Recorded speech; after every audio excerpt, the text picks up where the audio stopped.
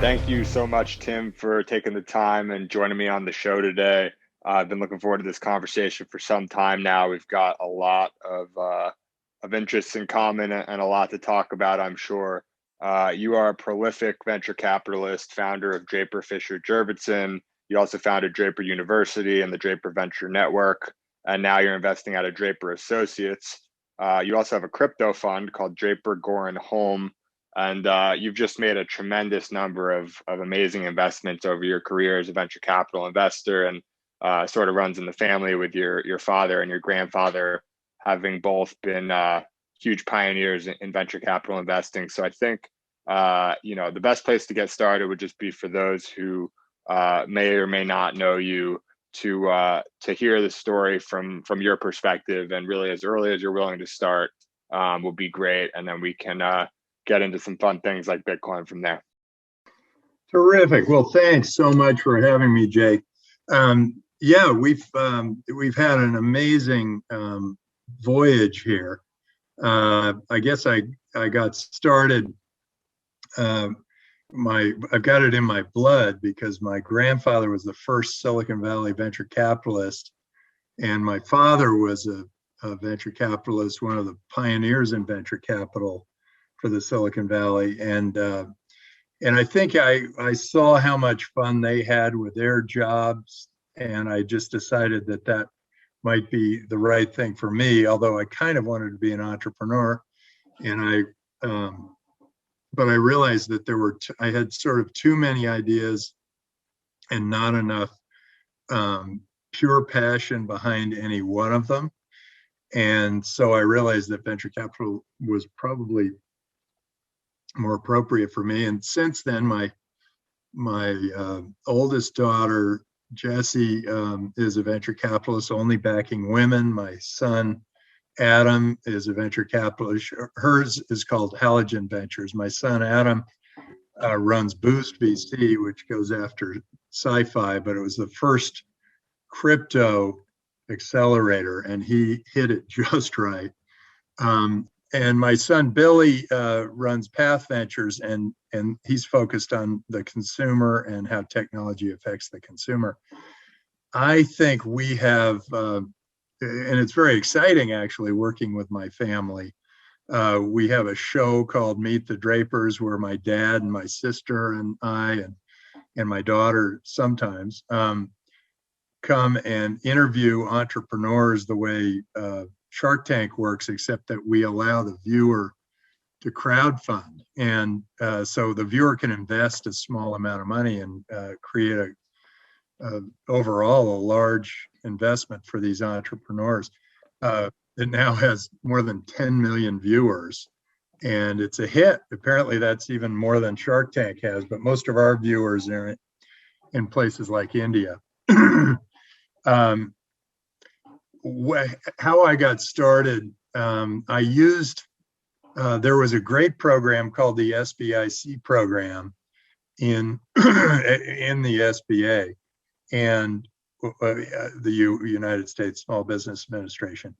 And I was able to put up some money that was really, my dad had left in a fund. It was 2 or 3 private companies.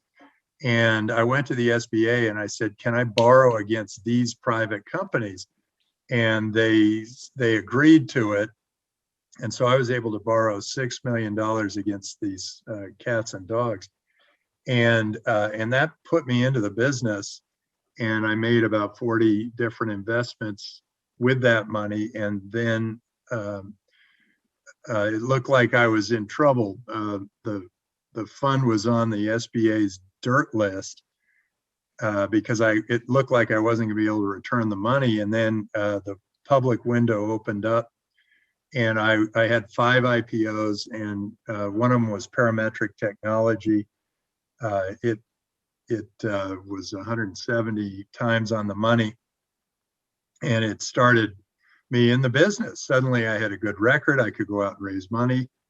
And so I raised some money, brought on a partner, John Fisher, and then we raised money. We brought on Steve Jurvetson, and then we hit the internet just right and had two amazing funds. And then the bubble burst, and we had about 10 years. We had about 6 more partners, but we had about 10 years there where it went really dry. Cash was very difficult to come by.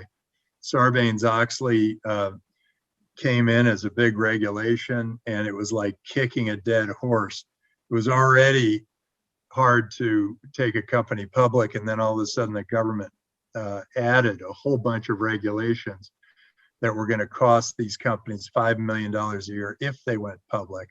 And so for years through 2006 or 2007, there was no money to be had anywhere. And I looked at that and I said, there's something wrong with the public markets, so let's back the private markets. Let's see. I didn't know where it was going to come from, but I knew that some entrepreneur was going to solve this problem. And so I backed AngelList and Carta, the cap table for companies, Yep. and Coinbase and Robinhood. And then I bought a bunch of Bitcoin. I made all of those investments thinking something's going to happen in finance. I'm not exactly sure what it is. And it turned out that all of them ended up doing incredibly well. It's really interesting. Oh, and Forge, the market for private companies, they all ended up doing incredibly well. And so I just hit it right. And it was because I saw this problem myself. And, whenever there's an industry where either it's overregulated or it's an oligopoly or whatever, where the customer has bad service and the the oligopoly is charging a high price, it's a great opportunity for an entrepreneur to get in there and do something extraordinary and challenge the status quo. And that is what's happened. And this status quo has now had to improve itself. You're seeing that Robinhood is challenging the whole Wall Street point of view. Coinbase is challenging the banks. Bitcoin is challenging the fiat currencies. Carta has pretty much made it so that nobody is keeping physical stock certificates anymore. Forge is making it so that companies don't have to go public for a long, long time because they can be traded privately.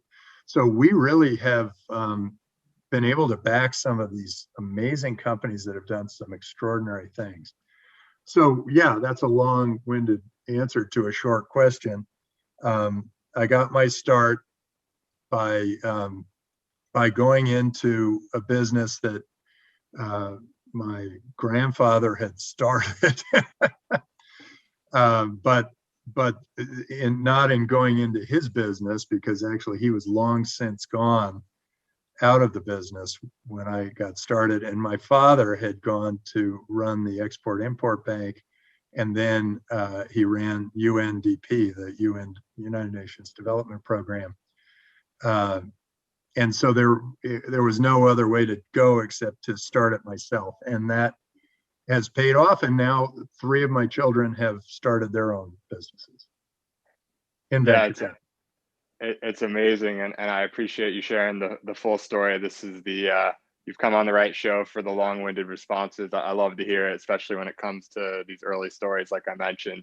And I think, on the one hand, just, congrats for everything, but specifically recently you had the Coinbase IPO, which was obviously huge. You talk about betting on all these different, private companies focused on a new financial world, from Coinbase to Robinhood, Carta, and AngelList. I think what Carta and AngelList are, hinting at maybe being able to do, at least from my perspective, in the future, in terms of turning private companies into more investable assets, more along the lines of public companies, is super interesting to me, given all of the sort of value creation that happens pre-IPO.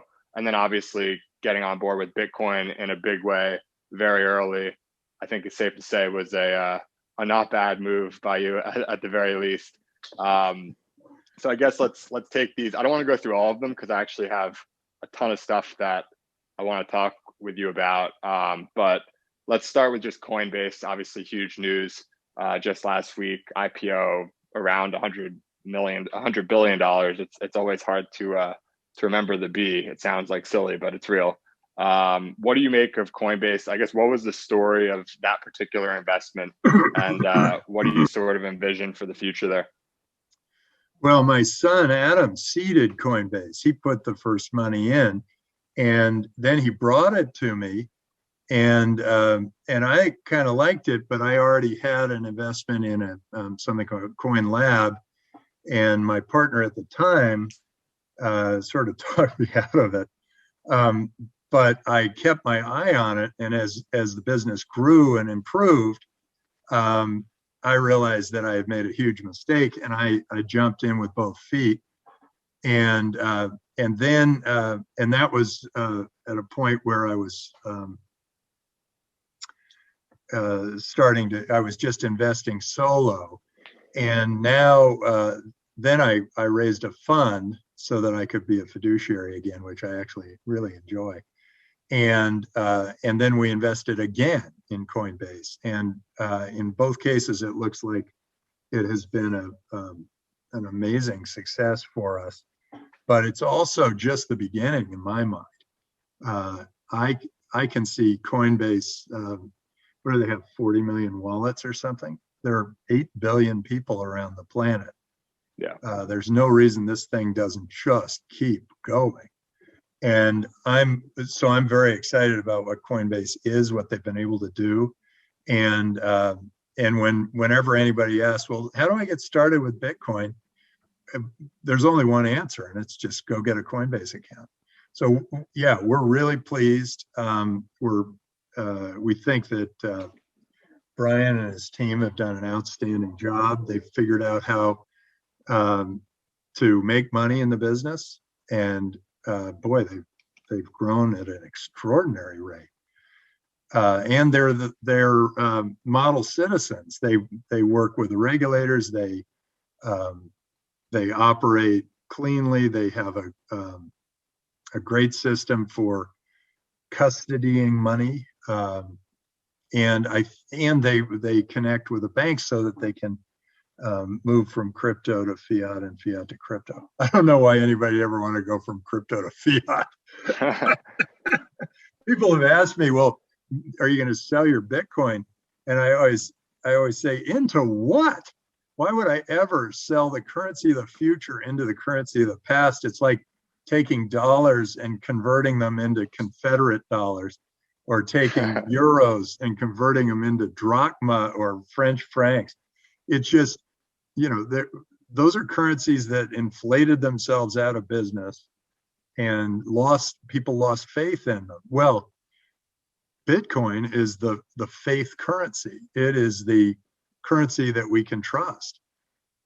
Banks just got so bloated that the trustworthiness of banks became suspect, and they're so heavily overregulated that they can't do anything. They can't try anything. They can't innovate. So, I mean, if I wanted to use a bank to send you money right now, God, what would I have to do? I'd have to call my assistant. I'd have to get her to talk to them. They'd have to set up a wire. The wire would have to be set up to be received on the other end. It would be very complicated. But if I want to send you Bitcoin, I just pull out my smartphone, go into my Coinbase account, and shoot you some money, and you get it.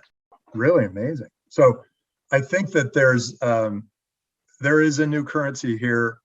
It's better. It's faster. It's cheaper. It's cheaper. When you swipe your credit card, you don't always see it, but the merchant pays 2.5% to 4% to the bank. Well, now with Bitcoin and OpenNode, that merchant doesn't have to pay the bank. And so, and it's interesting that only 1 out of 14 Bitcoin wallets is owned by a woman, but women control about 80% of retail spending. So when it dawns on them that that with Bitcoin, their retailer can save them 2.5% to 4% every time they swipe their credit card, they're going to be all over this. And so I think that's going to open up a whole new opportunity for Bitcoin. And then the other opportunity is micropayments or sending money overseas, or remittance, or operating a business where your employees are remote. So much easier to send Bitcoin than any other currency. Those movies, when you create a Star Wars movie, you got to pay about 15,000 people that aren't employees, that are just out there, and you got to send them physical checks, and some of those checks are for 25 cents, and the physical check costs Lucasfilm about $7 to send. So with Bitcoin, you just set up Coinbase wallets for everybody, and you just say, oh, here's the money, here's the smart contract for the waterfall of the money. Just do it. In fact, you could do it in real time with a smart contract. So every time somebody paid for a Star Wars movie, all those people would get paid in, fractions of a Satoshi. This changes everything. And the more liquid an environment is, the wealthier the environment is. Because when we went from shells to gold, people got much richer. When we went from gold to the promise of gold, people got much richer. When we went from the promise of gold to a Federal Reserve note, people got much richer. And now we've got a global currency. It's not tied to any fiat government. And the best of the fiat governments are recognizing that, like Japan did. And the worst of them are trying to ban it or control it or whatever, at the sacrifice of their own people, like China is. And this is going to be a really interesting time, because when China banned the currency or did something like that, and Japan said, let's make Bitcoin a national currency, there was a huge brain drain out of China and into Japan. All these entrepreneurs, any of the crypto entrepreneurs, they were all saying, I got to get out of here. Where do I go? So they went to Japan. So this is a really interesting time, very exciting. It does feel like Bitcoin has gone from the early adopter innovator point to the mainstream, as more and more of these institutions are kind of having to own some Bitcoin, because they know that it's a hedge against bad governance. It's a hedge against inflation. It's another asset class. It's a really interesting thing for them to have to look at and say, oh, I guess we ought to put our toe in the water here, because the US federal government has printed a bunch of money. We are expecting inflation. What happens in inflation? Well, we better hedge against it. It's no secret or no surprise that Argentina and Nigeria were 2 of the countries that were the most active in adopting Bitcoin. And the reason is they both suffer incredible inflation. So bear with me on this a little bit. If you start a business, you do something of great, and you build great value for yourself and your family, and you know that the currency is going to drop 70% a year, what do? You're sort of in, it's tough to keep that business going. And it's tough to feel like you've built anything of value, because it's basically being taken away by the government through inflation. But if you have a trusted government, it's basically what the dollar used to be and what Bitcoin is now. It's a trusted currency. You can grow your value in Bitcoin, and no fiat government can take that away from you. And so it gave a real incentive to these Argentinians and Nigerians to actually build something of value, because they know that they can store that value in Bitcoin, because they don't want to store it in Argentinian pesos or Nigerian naira.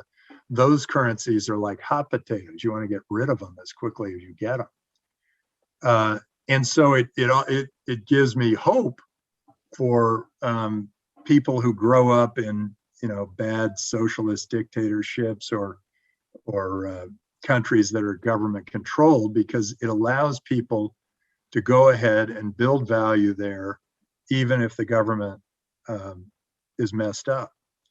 And it's freedom and trust that really build the best governments.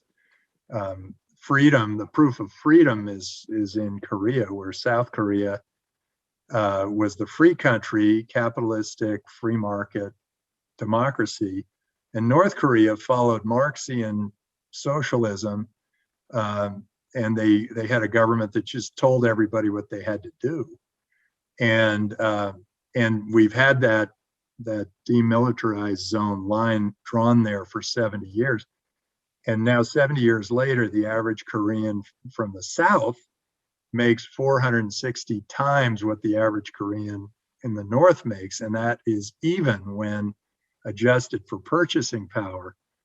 The average Korean in the North is given their government stipend of 24 kernels of corn for lunch, and they have to do whatever the government tells them they have to do for work or for whatever.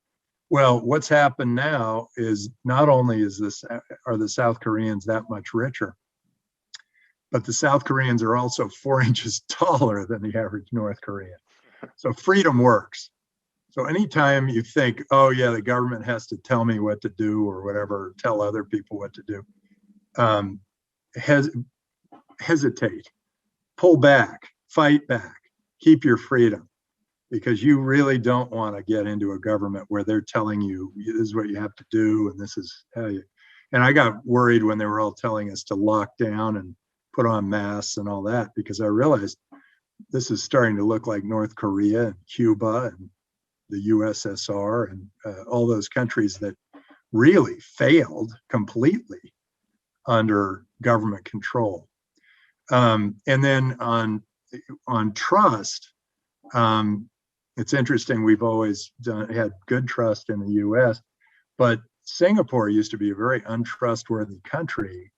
That was 70 or 80 years ago. And then Lee Kuan Yew came in there and he built that trust one block at a time, one piece at a time. He just built trust. And Singapore went from one of the poorest countries in the world to now one of the richest per capita countries in the world. Trust is really important, and freedom is really important. And what's great about Bitcoin is that it is trusted because there are 100,000 miners all watching that blockchain like hawks, and it is free. You can move it across border. You can buy anything for it. You can trade it. You can make micropayments with it. You can do any number of things that you can't with other currencies. So this is great. It's the time. It's the time for a whole new transformation. I think that transformation goes beyond just currency. I think it goes to where these bad governments have to be on their toes and provide better service for the money that they charge, because otherwise people are much more mobile and they can vote with their feet. They can move somewhere else, and they do. Binance started in China, and when China locked down Bitcoin, they lost a company that's worth probably near $100 billion, and it went to Singapore. And when Singapore got heavy-handed with regulations, they went to Malta, and Malta said, "Hey, you're welcome.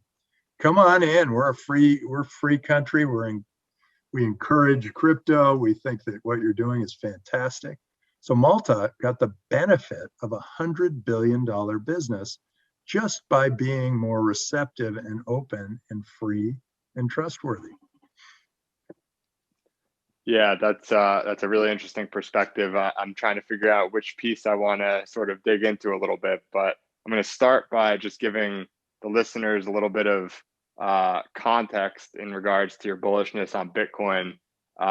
You invested extremely early, I think $250,000 when Bitcoin was $6 per Bitcoin. Obviously now close to $60,000 per Bitcoin.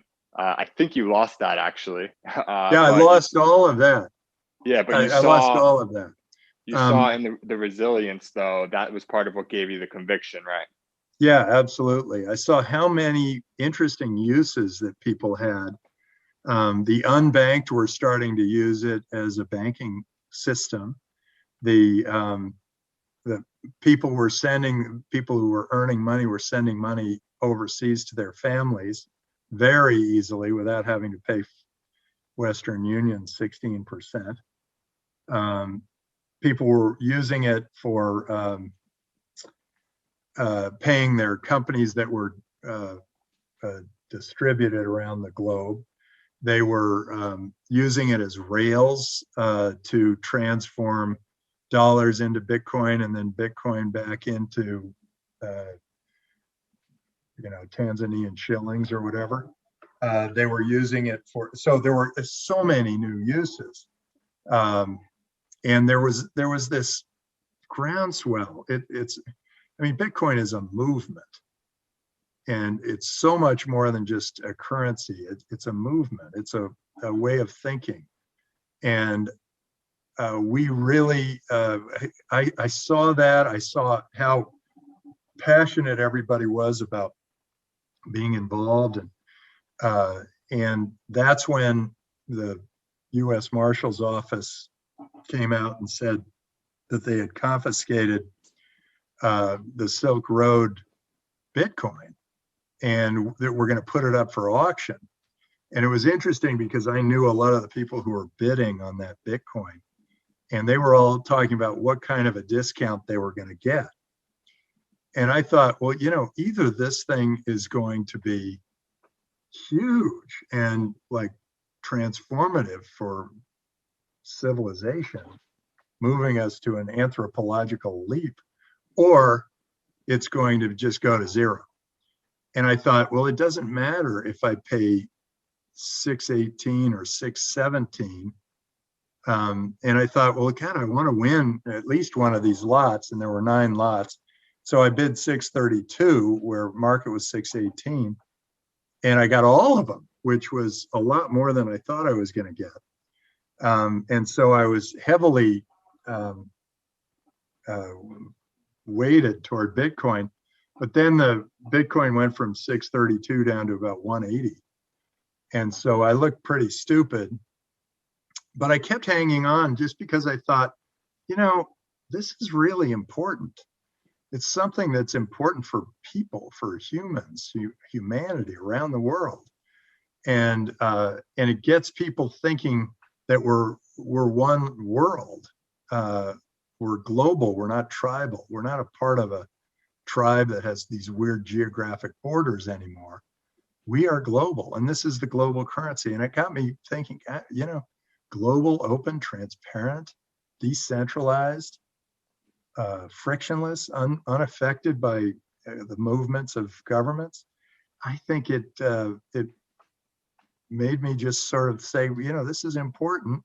And so I just started to spread the word, and then I kept spreading the word, and it moved way up. When it was about 200 or 300, I predicted that it would hit 10,000 in 3 years.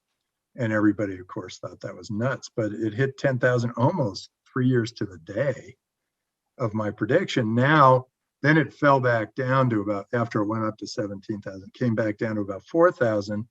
And I made another prediction, and I threw an event, gave away T-shirts that said 250K by 2022.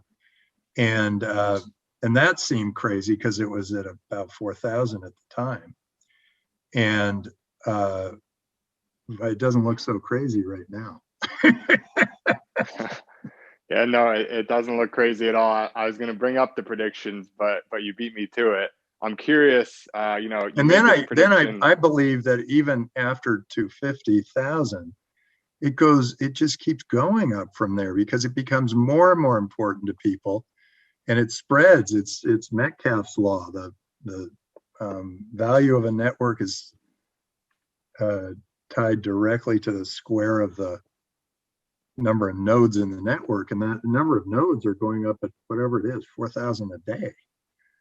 So Yeah, this thing is growing, and it's going to be really important. And I actually think, people think that there's a limit at 100 trillion because that's how much fiat currency is out there now, or that's how much dollars is out there. I think it's more with all fiat, but um, I actually think it increases the velocity of money so that there will actually be even more room for growth.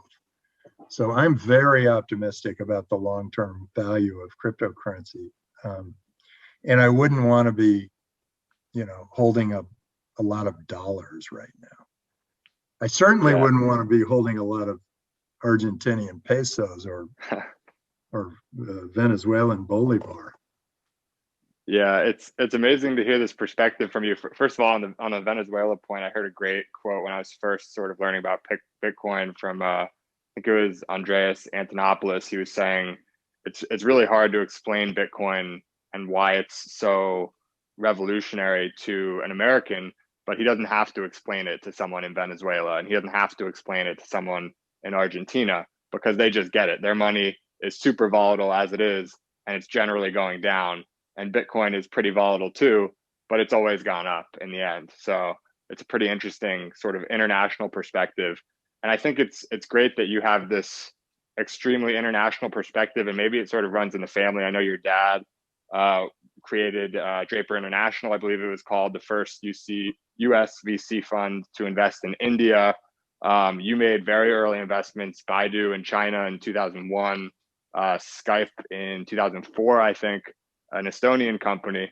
Where do you think, what lent you to having such an international focus? And now, obviously, I'm assuming you're living in the country in America, but focused on sort of this global perspective of what Bitcoin might do, what competitive governance might mean, and sort of looking at it from a very global perspective in terms of your investing and just your predictions for the future.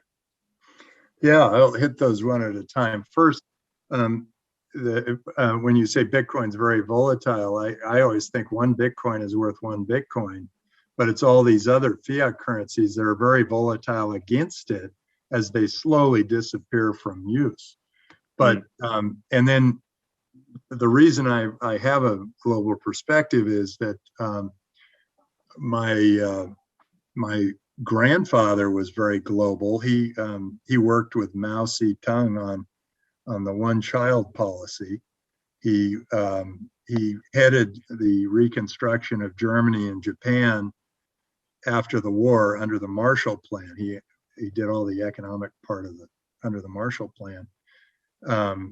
My dad was the head of the Export-Import Bank, and then after being a venture capitalist, he also backed the first Chinese entrepreneur in the Silicon Valley.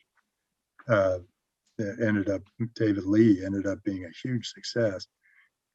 Then he became the head of the United Nations Development Program. So I have very much grown up with a global perspective. I took my children to at least one international country every year, so that they had the ability to see how other people act, work, live, thought. And it's interesting, if you don't travel, even if you read and read and read and read, there's something you don't quite feel about the country when you think about it. I think you have to go, and then you'll feel it, and then you'll have a sense. I had a really interesting time when I went to Argentina. I went once, and then I went 2 years later, and I met with the president Macri, very good guy, both times. And the second time I went, I said, hey, remember I told you all about Bitcoin? And he said, yeah. And I said, Bitcoin was at 10,000 then, and now it's at 4,000. And he said, yeah, I'm glad I didn't get involved in that. And I said, well, during that time, the Argentinian peso has gone from 75 cents to 25 cents. And he kind of looks at me, and I said, well, I'll tell you what, we'll make a bet. And if the Argentinian peso outperforms Bitcoin, I'll double my investment in Argentina. And he goes, yeah. And I said, yeah. And if Bitcoin outperforms the Argentinian peso during that year, then you'll make Bitcoin a national currency. And he didn't quite agree to it. And we shook hands, but it wasn't on the bet. So I can't say that he reneged. He also lost in the election. But what's happened since then? Bitcoin's gone from 4,000 to 55,000. The Argentinian peso has gone from 25 cents to less than a penny.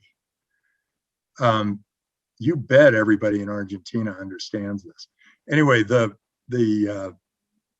understanding how people operate in different places turns out to be sort of a brilliant arbitrage. Andrew Carnegie ended up with 1% of the entire Earth's wealth during a part of his life. And it was only because he knew what the interest rates were in Europe and what they were in the US, and he created an arbitrage between the two. I think we're seeing similar things here, where if you go to Argentina and you realize how quickly the taxi driver tries to get rid of the pesos you pay him, you'll understand that Bitcoin is a fabulous alternative for him. Yeah, I think the Argentinian president would have been smart to shake hands on the bet and then honor the deal. That would have probably worked out quite well for the country, it sounds like. But I actually think he would have been reelected, because I think he would have gotten the fire of the country back. People would have wanted to build things of value and make great things happen. But instead, they're so obsessed and worried about their IMF debt. I mean, he would have been able to pay that thing back if he had just made a transformation into Bitcoin. And God, all he had to do is take his national treasury, put it into Bitcoin. He would have had the whole thing paid off. He would have been back. They would have been back in business down there. Yeah. So I think I have to ask the question. You've got this, super blue chip background, and yet you're very much like a guy of the people, just everything that you're talking about in terms of freedom and this international perspective and all of that. And then you've got both your father and your grandfather with both the international as well as the government position background. And I'm just hearing you talk, and I've read some of your perspectives on government as well, including a post on what you would do in a day if you were the president for a day, with some awesome ideas in there. So I have to ask, would you consider running for president? You'll have to talk to my wife about that. Well, I think actually, it's really fun. Sometimes the political leaders can't get as much done for the world as the entrepreneurs and venture capitalists and business leaders. It's amazing what. Think about it. I backed Hotmail. Hotmail has allowed everyone in the world to communicate for free. Totally opened the borders. Totally made us global. And I came up with that viral marketing idea to how to spread it. But it was free, and there's no way. I mean, they would have big government. They'd be trying to figure out how to create a better envelope to put the paper in. I think that you can actually move more fluidly. And now, don't get me wrong. If you screw up as a politician, you create too much government impositions on people. You can really mess up a country. But if you create a really nice system for freedom and trust, your country can really thrive. But I kind of have this global perspective. So I'm not so sure I would be a good politician. I'm pretty sure I would not be a good administrator.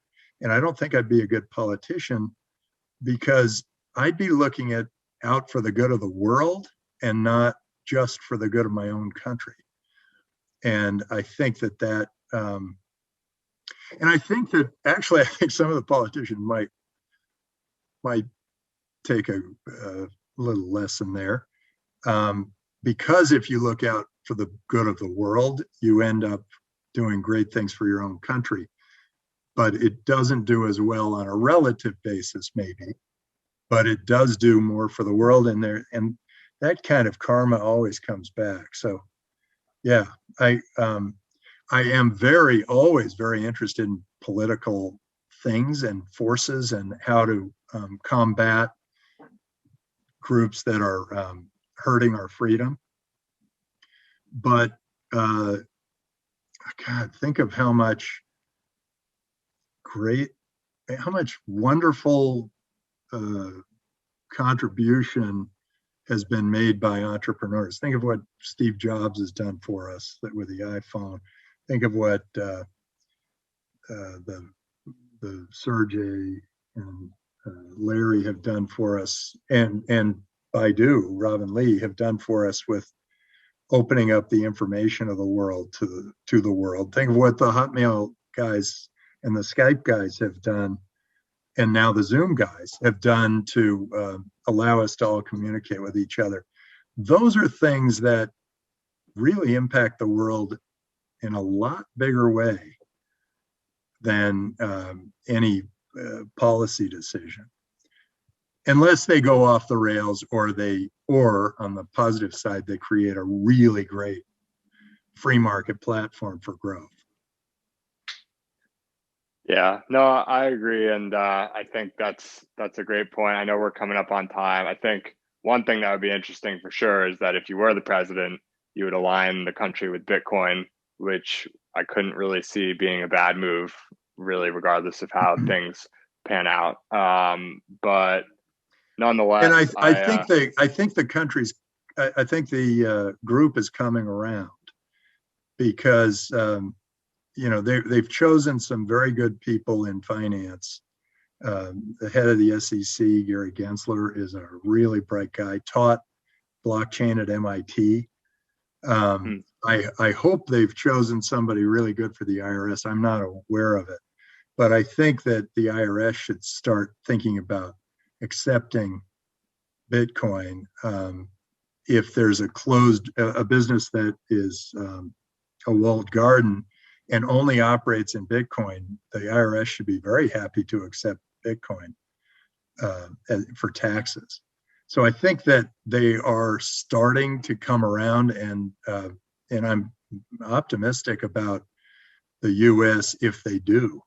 That can end up being just a huge windfall of jobs and growth and wealth and good spirits for Americans if they do bring Bitcoin in as a national currency, or just allow people to operate completely in Bitcoin. Yeah. So, or even just put a portion of the reserves in there instead of whatever other currencies it's in. I think is interesting to me. But anyway, I know we're coming up on time, and I certainly value yours.